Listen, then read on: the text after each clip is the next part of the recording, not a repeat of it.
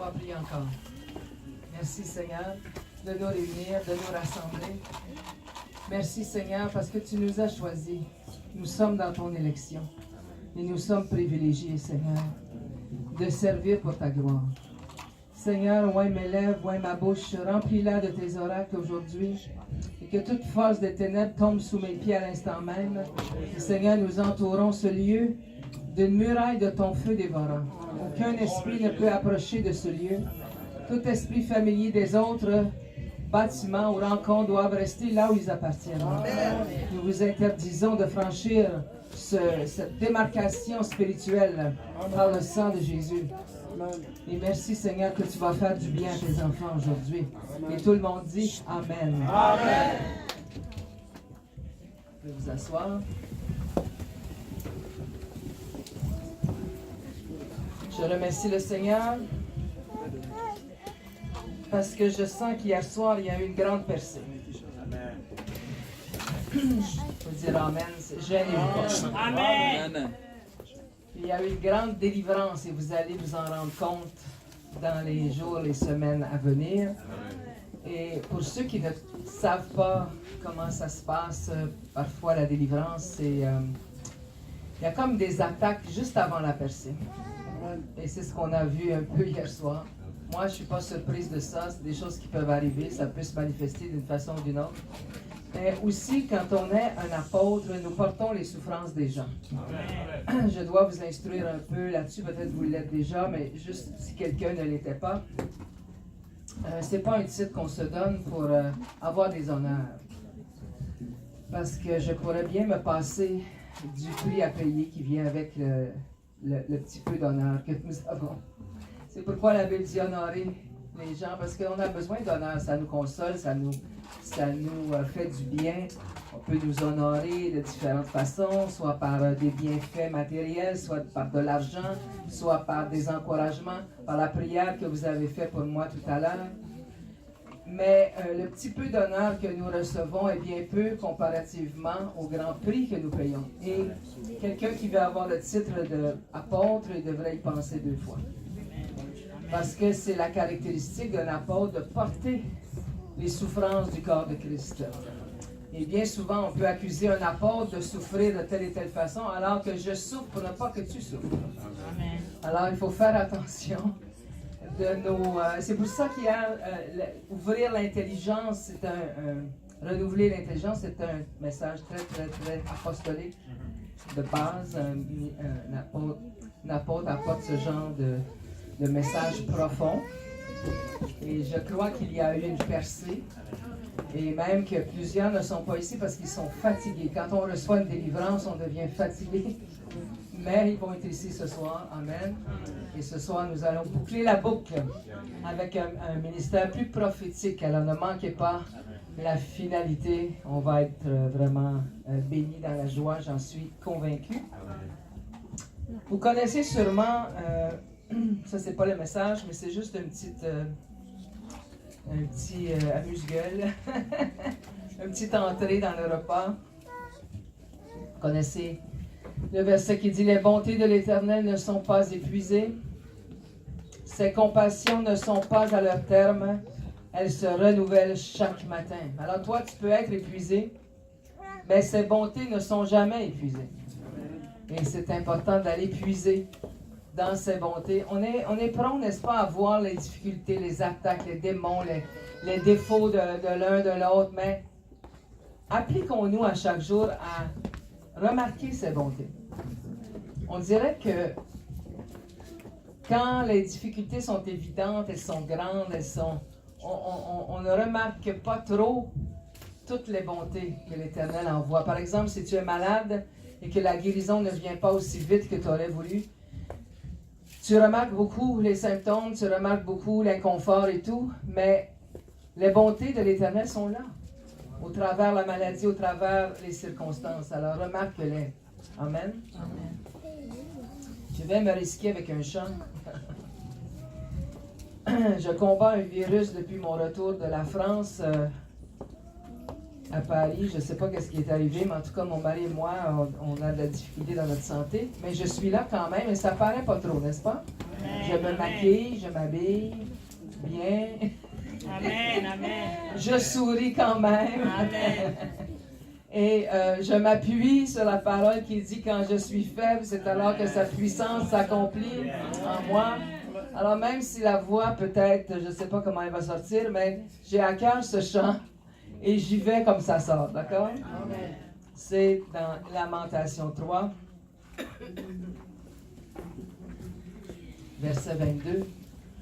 Les bontés de l'Éternel ne sont pas épuisées, ses compassions ne sont pas à leur terme, elles se renouvellent chaque matin. Que ta fidélité est grande, que ta fidélité est grande. Voulez-vous l'essayer avec moi? Les bontés de l'Éternel ne sont pas épuisées, ne sont pas épuisées. Ses compassions ne sont pas à leur terme, ne sont pas à leur terme. Elles se renouvellent chaque matin. Que ta fidélité est grande, que ta fidélité est grande. Merci Seigneur que tes bontés se renouvellent encore aujourd'hui. Tes bontés ne sont pas épuisées, ta fidélité est grande. Et nous te remercions. Nous venons puiser dans tes bontés à l'instant même, Seigneur. Amen. Le message d'aujourd'hui, Isaïe 66. Alléluia.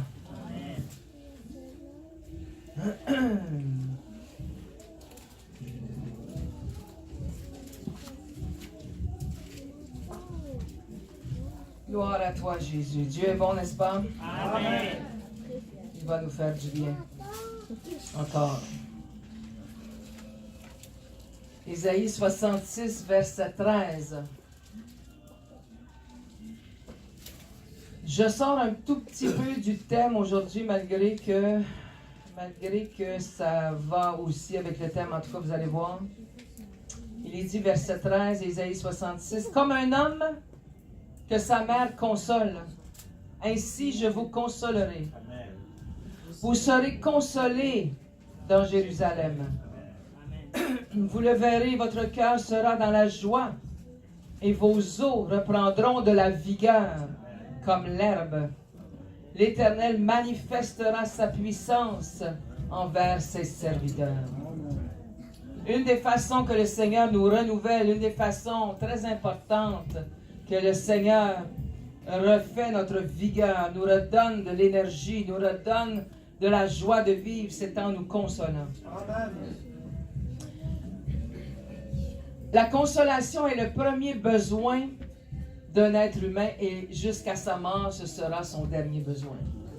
Moi qui ai assisté ma mère dans ces derniers jours, je l'ai accueillie chez moi pendant quelques mois à la fin de sa vie. Et je voyais qu'elle pleurait souvent. Je ne connaissais pas à l'époque ce que je connais maintenant. Malheureusement, j'ai fait mon possible avec ce que je savais, avec ce que j'avais. Mais aujourd'hui, j'ai un peu de peine quand je pense à elle et que j'avais encore cette mentalité. Mais non, maman, pleure pas, on est là. Mais non, maman, pleure pas. Tous tes enfants sont autour, tes petits-enfants. On avait aménagé la maison pour elle. Moi, j'habite au bord du fleuve à Verdun. C'est de toute beauté. Il faisait beau. On l'amenait dans son fauteuil roulant, faire des belles promenades et tout. Alors, dans ma tête à moi, limitée que j'étais, ignorante que j'étais de ces choses-là, je ne pensais pas qu'elle vivait le deuil de sa vie. Parce qu'en quelque part, le Seigneur met une intuition en nous et on sait, parfois on pleure et on ne sait pas trop pourquoi, mais en quelque part, on sait qu'il y a des transitions, comme je vous ai parlé les jours derniers, et il y a des fins de saison, et ces fins de saison amènent un certain deuil. Mais dans notre mentalité, il ne faut jamais pleurer, il ne faut jamais avoir de la peine, il ne faut jamais être triste. Et dès que quelqu'un pleure ou dès que quelqu'un est triste, on essaie de l'empêcher. On fait ça pour bien faire, mais on ne fait pas bien. Je vais vous instruire. Amen. Comme le Seigneur m'a instruite. Car je pensais tout savoir, mais il y avait beaucoup de choses que je ne savais pas. Avant de vivre différents deuils dans ma vie. Et ma mère est morte, elle avait 85 ans et demi. Et elle voulait mourir. Elle savait qu'elle était arrivée. Mais moi, je ne voulais pas qu'elle meure. Je voulais continuer. Je l'aimais, ma mère. Et je voulais qu'elle reste encore. Donc, on faisait tout pour empêcher cette saison de se terminer. Et c'est ce qu'on fait souvent dans nos vies. On fait tout pour empêcher la fin d'une saison, alors que Dieu a déterminé les jours qui nous sont alloués, Psaume 139, n'est-ce pas? Mais nous voulons provoquer les choses au lieu de lâcher prise et de laisser le Seigneur diriger nos vies. La volonté parfaite de Dieu, nous avons vu hier soir. Et c'est aujourd'hui que je me rends compte que ma mère avait raison de pleurer. Avait raison de pleurer parce qu'elle s'en allait. Et elle devait laisser sa vie sur la terre. Et c'était une joie de partir vers le Seigneur, mais une tristesse aussi de laisser ses enfants, sa famille et tout ça. Le premier besoin d'un enfant lorsqu'il vient au monde, le bébé sort et souvent le médecin va taper un peu pour que les poumons prennent expansion et que l'enfant pleure pour montrer vraiment que les poumons sont bien dégagés là. Et le premier besoin d'un enfant, ce n'est pas qu'il boive, ce n'est pas qu'il mange, ce n'est pas qu'il ait des bonnes couches, ce n'est pas qu'il soit au chaud. Le premier besoin d'un bébé, c'est d'être consolé. Parce qu'il vient de faire une grande transition. Il vient de sortir de son petit cocon chaud, il vient de sortir du ventre de sa mère. Et il est désorienté, il est paniqué. Les lumières sont fortes. Il était dans un endroit très, très sombre et tout, très protégé. Et là, mais qu'est-ce qui se passe? Il est insécure. Et le premier besoin, c'est de consoler l'enfant. Et tu remarqueras la maman qui va dire « mais non, maman est là, maman est là ». Et elle va dire ça les premiers jours, les premières semaines, souvent. Ne t'inquiète pas, maman, là, ben oui, je comprends. Le bébé a mal aux dents, et on dit, je sais, ça fait bobo, ça fait mal. Et on parle pour lui. Et c'est bien de faire ça, parce qu'il ne peut pas s'exprimer. Mais on doit faire ça tout au long de la vie des gens qu'on aime autour de nous. J'ai découvert cela. L'enfant arrive de l'école, il est agressif, et on veut tout de suite arrêter les symptômes. L'agressivité et la colère sont des symptômes d'une peine intérieure.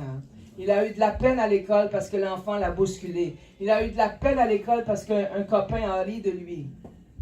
Mais il n'arrivera pas à la maison à dire « Maman, j'ai de la peine parce que le copain m'a bousculé. » Il n'arrivera pas, la plupart du temps en tout cas, à la maison et dire « On a ri de moi. » Alors il va exprimer sa peine en étant turbulent, en étant agressif avec ses autres frères et sœurs.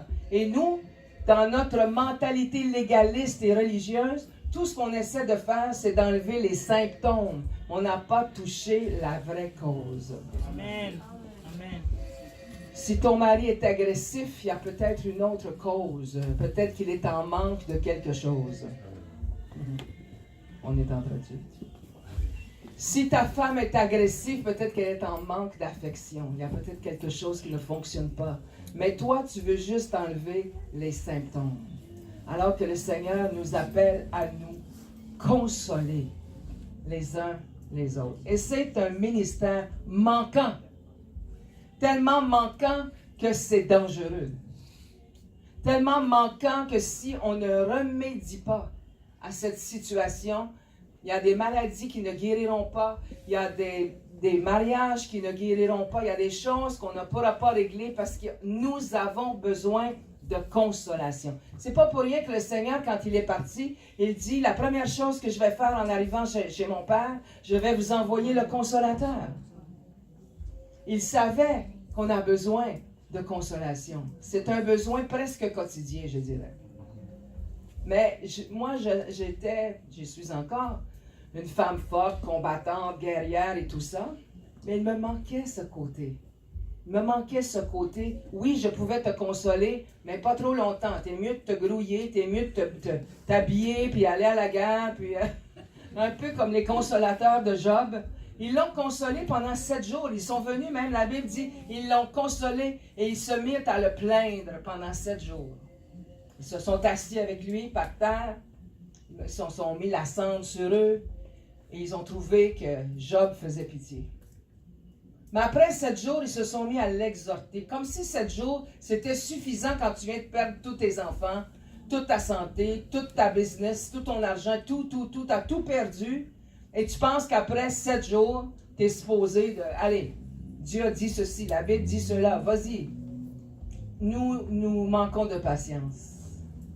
Nous manquons de compassion parce que nos propres douleurs n'ont pas été consolées. Et c'est ce que je veux apporter aujourd'hui. 2 Corinthiens 1. Partout où je vais prêcher, que ce soit en Europe, que ce soit en Amérique du Sud, que ce soit à Montréal, le Seigneur m'a mandaté de ne pas gaspiller mes souffrances, de ne pas gaspiller mes larmes et d'aider les gens, parce que les gens souffrent beaucoup. Trop. Il y a trop de souffrance. Je peux apporter ma petite goutte d'eau dans votre océan de souffrance, ça va me consoler moi-même. 2 Corinthiens 1, verset 3. Béni soit Dieu le Père de notre Seigneur Jésus-Christ, le Père des miséricordes et le Dieu de toute consolation. Dis avec moi, le Dieu de toute consolation. Le Dieu de toute consolation. Si tu as remarqué dans les nombreux chants chrétiens, nous ne mentionnons presque jamais, pour ne pas dire jamais, le Dieu de toute consolation. Alors, il y a une attaque. Il y a une attaque. Le diable a attaqué cet aspect de notre héritage chrétien. Parce qu'il sait très bien que si nous ne sommes pas consolés, nous allons refouler nos peines. Et il sait très bien que dans les peines refoulées, lui, il va jouer là-dedans. Et il va faire toutes sortes de mauvaises choses. Il va faire des dépressions, il va faire des suicides, il va faire des divorces, il va faire des maladies. Il va faire de l'agressivité avec les peines refoulées. Le Père des miséricordes et le Dieu de toute consolation, écoutez bien ceci, verset 4, qui nous console dans toutes, dis toutes, dans toutes nos afflictions, afin que, écoute bien, par la consolation dont nous sommes l'objet de la part de Dieu, nous puissions consoler ceux qui se trouvent dans quelque affliction. Ça veut dire que si tu veux consoler, tu dois recevoir toi-même la consolation. Amen.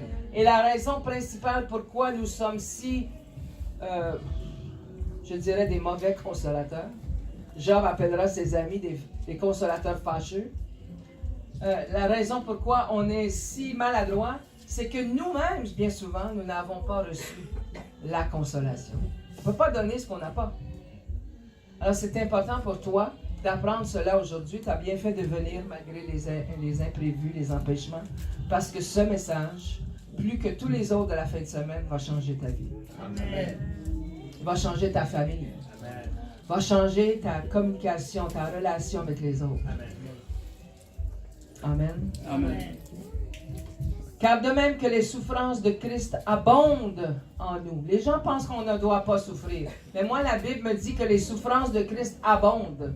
J'aime le thème de l'abondance, mais pas quand on parle de souffrance.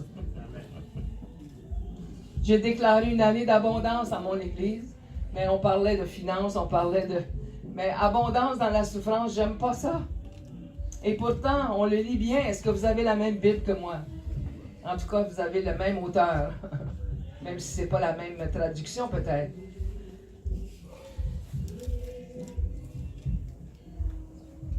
Si nous sommes affligés, c'est pour votre consolation et pour votre salut. Si nous sommes consolés, c'est pour votre consolation qui se réalise par la patience à supporter les mêmes souffrances que nous endurons.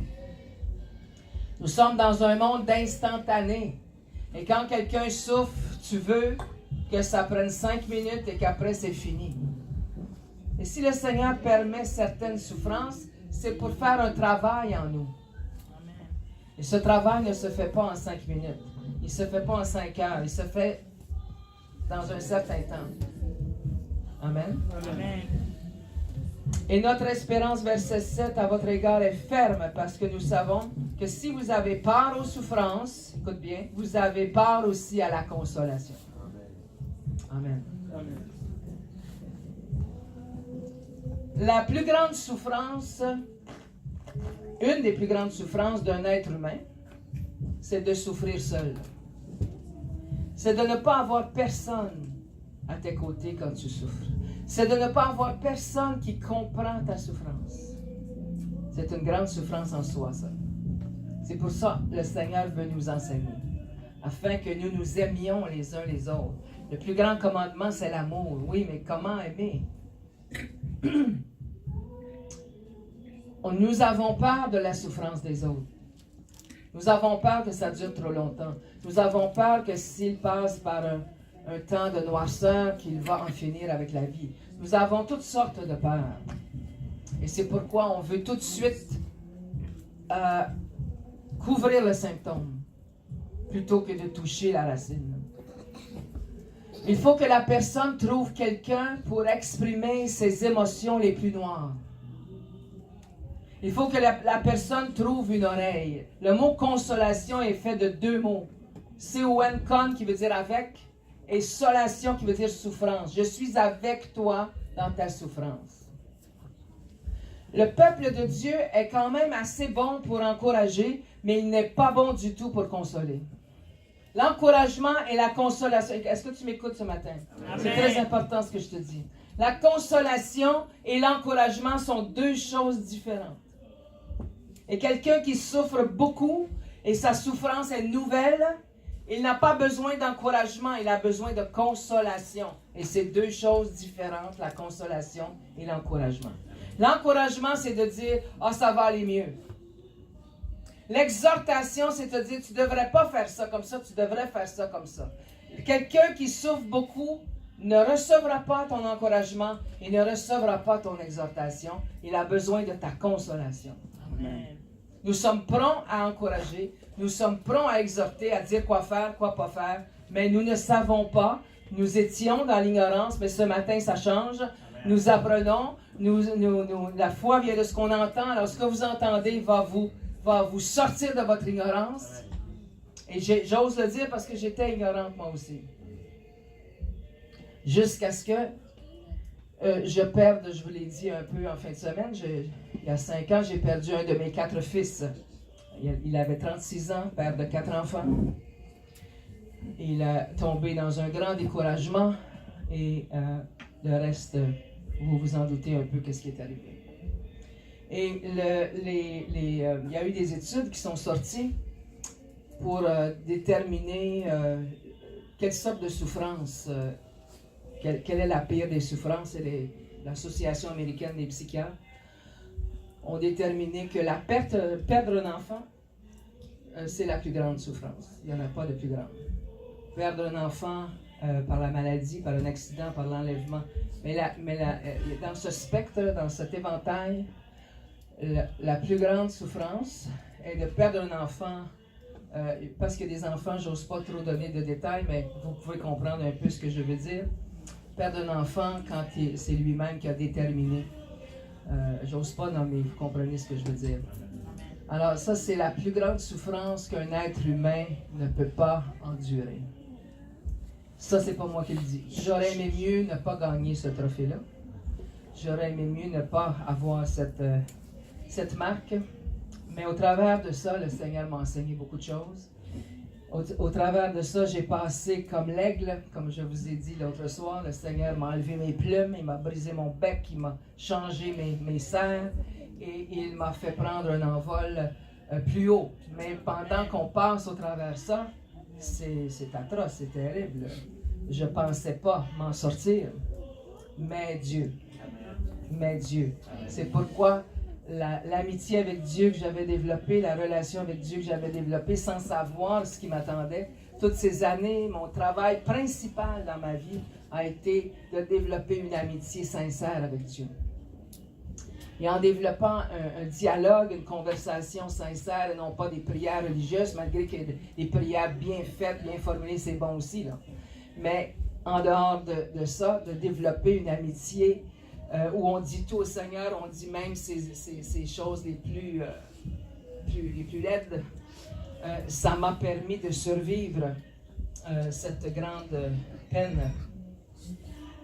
Mais je me suis rendu compte que dans le corps de Christ, il y avait une grande ignorance. Il y avait un grand vide et le Seigneur a permis que je vive cela pour remplir ce vide. Nous avons tous une mission dans la vie. Et maintenant, de remplir cet espace manquant, de remplir cet endroit où il n'y a pas de révélation, ça fait partie maintenant de mon appel. Et c'est pourquoi partout où je vais, les gens viennent me voir et me disent, moi j'ai vécu ça aussi, mais moi j'ai fait croire que ma fille, elle avait eu un anévrisme au cerveau. Moi j'ai fait croire que mon fils, parce que c'est tabou, parce que c'est caché.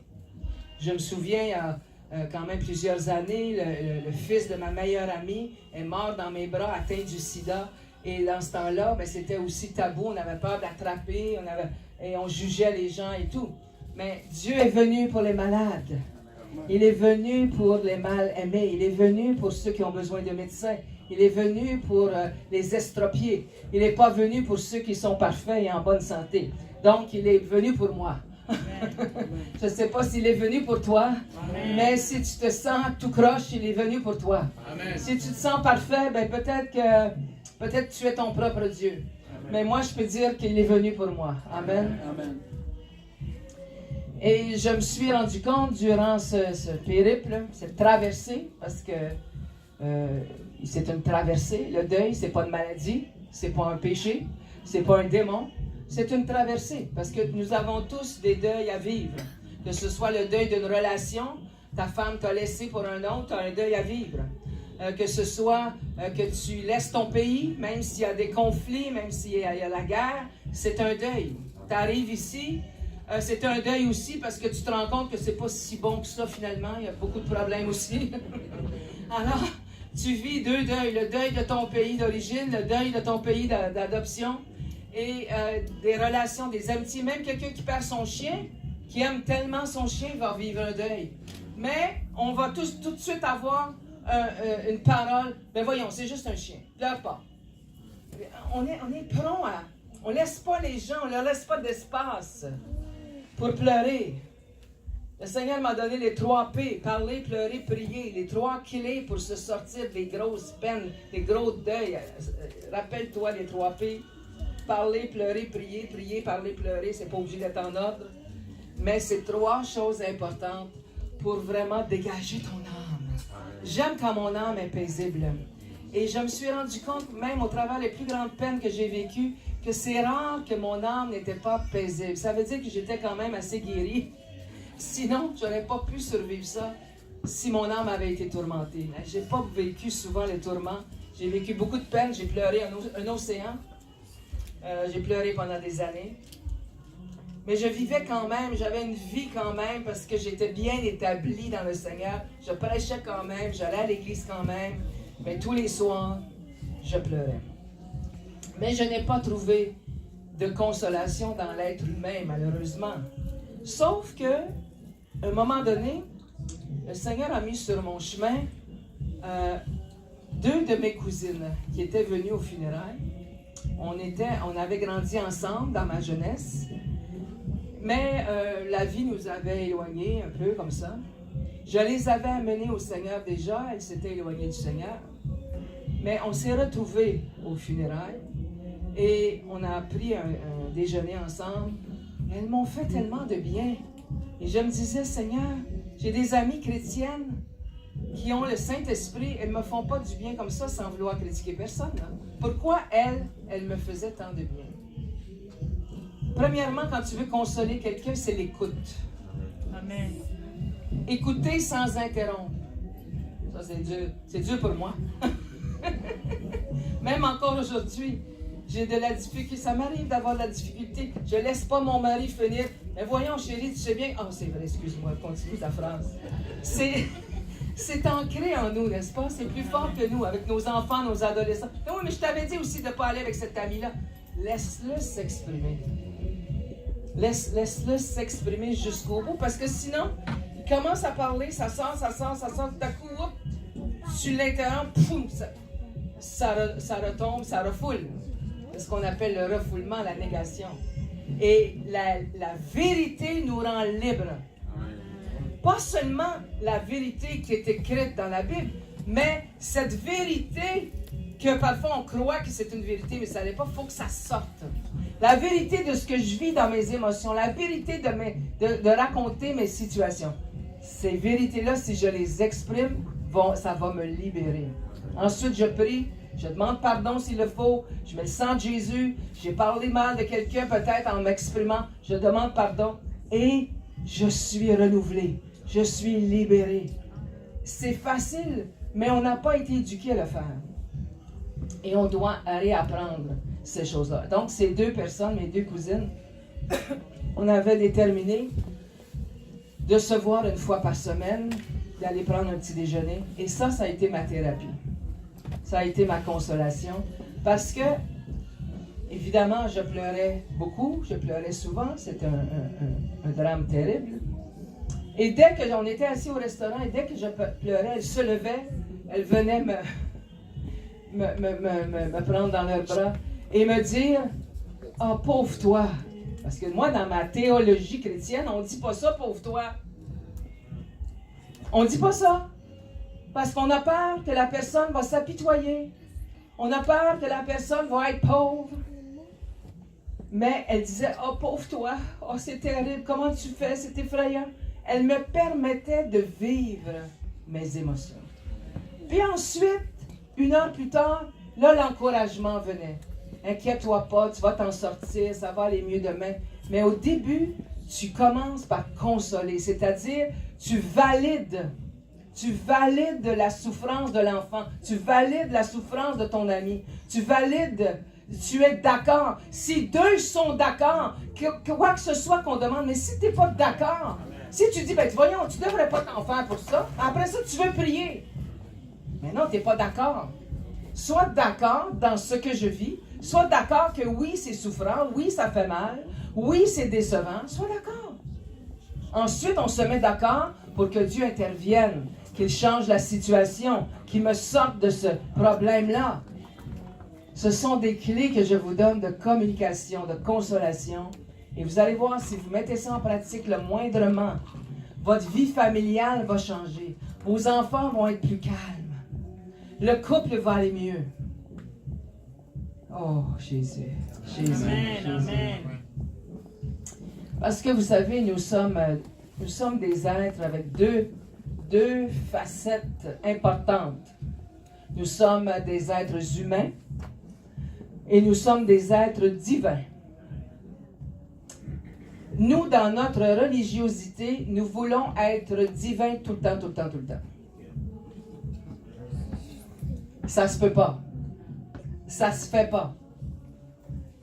Si tu essaies d'être divin tout le temps, tout le temps, tout le temps, tu vas finir par être religieux. Et la lettre tue. La religion, c'est pas bon. Jésus est venu pour l'abolir. Il est venu donner une relation, une communion, une communication, une conversation avec lui. Alors, tu ne peux pas être toujours divin, mais nous portons une divinité. Nous sommes créés à l'image de Dieu, donc nous portons une divinité. Mais jusqu'à temps que le Seigneur nous amène avec lui, on a aussi une humanité. Et on a voulu la supprimer, la renier, la mettre de côté. On a lutté contre notre humanité. Ben, Jésus s'est fait homme parce qu'il sait qu'on est humain. Il était pleinement Dieu, il était pleinement homme. Il est venu dans les deux natures parce qu'il veut nous donner sa nature divine et il veut aussi nous racheter de la nature humaine. Quand tu commences à comprendre ça, il y a une dualité en toi. Paul dit les choses que je veux faire, et je les fais pas tout le temps. Puis les choses que j'aimerais, les choses que je veux pas faire, je les fais. Puis les choses que j'aime faire, je les fais pas en tout cas. Vous savez ce que je veux dire? C'est cette dualité. Si tu es humain tout le temps, puis tu n'es pas assez divin, mais tu vas finir par être charnel. Ça, c'est pas mieux non plus. Là. Hein? C'est pas mieux non plus. Alors, soyons des êtres équilibrés. Soyons des êtres équilibrés. Permets à ta femme d'être humaine. Permets à ton mari d'être humain. Permets à tes enfants d'être humains. Je ne suis pas en train de dire d'approuver le péché puis de dire bravo à tout ça. Mais laisse-le être humain. Aie confiance au Seigneur qu'il va toucher ces choses-là. Tu n'es pas obligé d'être le Saint-Esprit toi-même tout le temps. Amen. Nous sommes tellement prompts à corriger les gens. Nous sommes tellement prompts à leur dire quoi faire. Mais on n'est tellement pas prompts à les écouter. Pourtant, Jacques 1,19 nous dit, soyez prompts à écouter. Lent à parler. Et nous, on fait le contraire. On est prompt à parler, mais on est lent à écouter. C'est pourquoi on doit confesser ce verset souvent. Moi, c'est un verset que je confesse encore parce que ça fait partie des faiblesses que je dois encore corriger. Il faut que je devienne plus prompte à écouter, lente à parler. Moi, je suis un prédicateur. Donc, les prédicateurs, ça dit aux autres quoi faire. Mais quand j'arrive à la maison, il faut que j'enlève mon chapeau, que je mette mon micro de côté et que là, je ne suis pas l'apôtre Colette, je suis Madame Rossignol. Et je dois m'appliquer à écouter le Saint-Esprit, écouter ce que mon mari veut dire, écouter mes bien-aimés, écouter les gens. Et ça, c'est le lot de tous et chacun ici aujourd'hui. Amen. Amen. Le Seigneur veut te consoler, et je pense qu'il veut faire ça ce matin même, dans les endroits où tu n'as pas reçu de consolation. Il y a plein d'endroits à l'intérieur de toi, des événements spécifiques où tu n'as pas reçu la consolation par manque de connaissance, tout simplement. C'est pas parce que tu n'es pas gentil, c'est pas parce que tu n'es pas... C'est par manque de connaissance. Mais aujourd'hui, puisque tu commences à avoir un peu de connaissance dans ce domaine-là, eh bien, le Seigneur veut toucher ta naissance.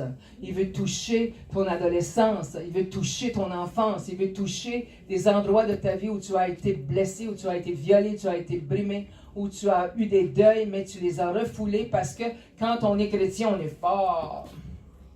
Moi, les gens me disaient, « T'es forte, comment tu fais pour passer ça? » C'est parce que je sais que je ne suis pas forte que je suis capable de passer ça. Parce que je sais que ce n'est pas ma force à moi. Impossible humainement. Moi, je dis ça. Impossible humainement. De passer certaines grandes souffrances comme moi j'ai vécu. Mais Paul dira, c'est dans la faiblesse que sa puissance s'accomplira au travers de moi. C'est dans les outrages, dans les calamités, dans les difficultés, dans les douleurs que la puissance de Christ